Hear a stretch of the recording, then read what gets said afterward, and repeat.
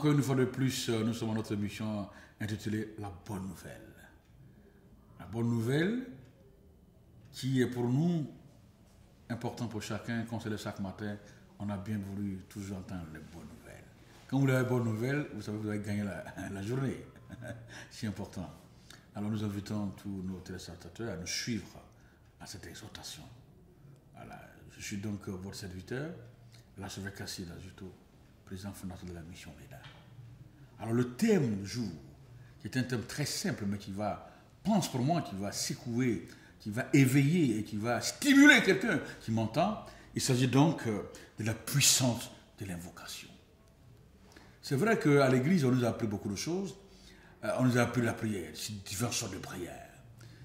Mais il n'y a pas que seulement la prière. Je voudrais vous inviter, comme Paul, dans le livre de Romains, chapitre 10, verset 13, qui dit « Quiconque invoquera le Seigneur sera sauvé ». Je voudrais te mettre à l'aise pour dire que Dieu est amour. Et quand nous allons sur le territoire, sur le périmètre de l'invocation, croyez-moi que Dieu ne tient plus compte de qui que tu sois. Que tu sois païen, que tu sois chrétien.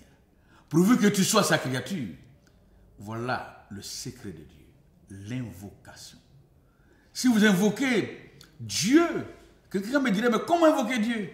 Mais tout à fait simple. L'invocation, c'est le surnaturel qui vient régler ce qui est naturel. Là seulement, Dieu ne regarde plus. Qui êtes-vous? Dieu ne tient pas compte de votre vie parce que vous vivez dans... Vous avez pris un moment de sans péché. Mais attends, il n'y a que Dieu qui est saint, par le Saint-Esprit qui nous rend saints. Mais je vais vous dire une seule chose, bien-aimés, vous qui m'écoutez. C'est des choses que vous ne devez pas ignorer. L'invocation. Où que tu te trouves maintenant que je parle, tu as assez prié, tu as jeûné. C'est bon. C'est biblique de jeûner et de prier. Tu as fait peut-être même d'autres actions prophétiques. Tu as pris même avec des supports prophétiques. C'est bon. C'est ça l'église aussi. C'est ça le mouvement de l'esprit. Christ même à un moment donné, il a eu besoin de prendre la boue crachée et mettre sur les yeux de l'aveugle. C'est ça le mystère de Dieu. On a vu Naaman auprès du prophète. 7 fois après, il est revenu pur. C'est ça aussi le mystère de Dieu. Dieu est Dieu. Dieu, il n'est pas chrétien, Dieu n'est pas musulman. Hein? Il est Dieu. Dieu n'est pas une religion. Si vous voulez comprendre Dieu, soyez spirituel. Et quand vous êtes spirituel, vous avez un langage. Et le langage de l'invocation est un langage spirituel qui vous amène à obtenir la réponse à vos prières. Vous voyez, moi, bien aimés frères et sœurs, le témoignage d'Élie face aux faux prophètes. Quand la Bible déclare qu'ils ont invoqué, leur Dieu n'a pas eu de suite de prière.